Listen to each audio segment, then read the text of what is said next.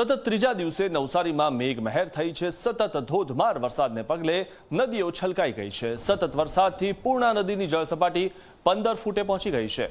પૂર્ણા નદીની ભયજનક સપાટી છે 23 ફૂટ અને પૂરની સ્થિતિને પગલે એસડીઆરએફની ટીમોને પણ તૈનાત કરવામાં આવી છે। તો સતત વરસાદ પડી રહ્યો છે અને આગાહી પ્રમાણે હજુ પણ વધુ વરસાદ થશે તેવી આગાહી છે। તો પૂરની સ્થિતિને પગલે એસડીઆરએફની ટીમને પણ તૈનાત કરવામાં આવી છે। સતત ત્રીજા દિવસે નવસારીમાં મેઘમહેર થઈ રહી છે।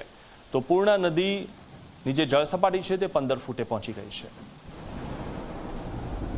નવસારી જિલ્લા પર મેઘો ઓળઘોળ થયો છે અને આજે સતત ત્રીજા દિવસે રેડ એલર્ટ જાહેર કરવામાં આવ્યું છે। નવસારી સહિત ઉપરવાસના જિલ્લામાં જે પડી રહેલો વરસાદ છે તેના કારણે નવસારીના જે સવારે 6 વાગ્યા સુધીના આંકડા જોવામાં આવે તો નવસારીમાં ચીખલી અને વાંસદા તાલુકામાં 10 ઇંચથી વધુ વરસાદ અને ખેરગામમાં 8 ઇંચ જેટલો વરસાદ નોંધાયો હતો।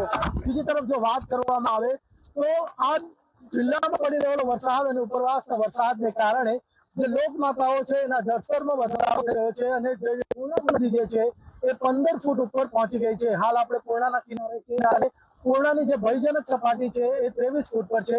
બીજી તરફ વાત કરવામાં આવે તો કાવેરી અને અંબિકા નદી જે છે એમાં પણ પાણીનો વધારો થઈ રહ્યો છે। કાવેરીમાં પાણી વધવાને કારણે જે બિલીમોરા શહેરનો જે દેસરા વિસ્તાર છે એમાં પાણી ભરાયા છે અને 24 થી વધુ લોકોને સ્થળાંતર કરાવવામાં આવ્યા છે। બીજી તરફ જો વાત કરીએ તો દેવસર ગામ છે જે બિલીમોરા નજીકનું તેની વેંકટેશ્વર સોસાયટીમાં પણ પાણી ભરાયા છે। જે પરિસ્થિતિ બની રહી છે તેના કારણે બિલીમોરામાં પૂરની સ્થિતિ જોતા તંત્ર દ્વારા એસડીઆરએફની ટીમને બિલીમોરા તૈનાત કરવામાં આવી છે। સાથે બિલીમોરાના ફાયરના જે જવાનો છે એને પણ એલર્ટ મોડ પર રાખવામાં આવ્યા છે।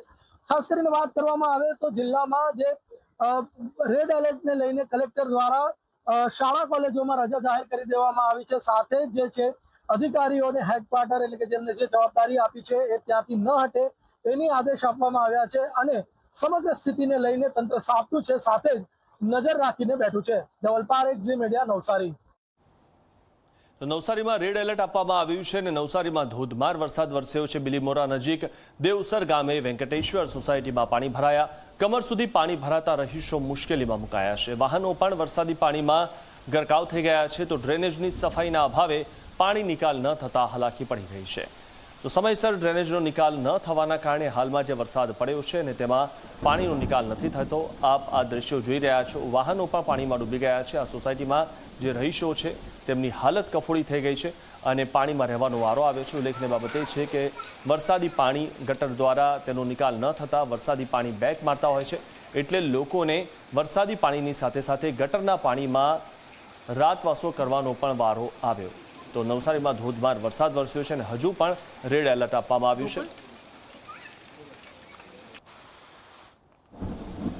વલસાડમાં ભારે વરસાદના કારણે જળાશયોમાં જળસ્તર વધ્યા છે। ભારે વરસાદ બાદ કાવેરી નદીના જળસ્તરમાં વધારો થયો છે। રાત્રે જળસ્તર ઘટ્યા બાદ ફરી જળસપાટી વધી।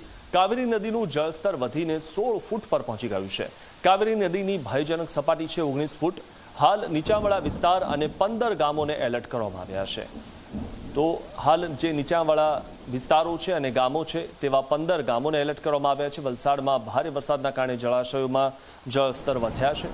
તો કાવેરીનું જળસ્તરમાં વધારો થયો છે। રાત્રે જળસ્તર ઘટ્યા બાદ ફરી જળસપાટી વધી છે અને 16 ફૂટ પર કાવેરી નદીનું જળસ્તર પહોંચી ગયું છે।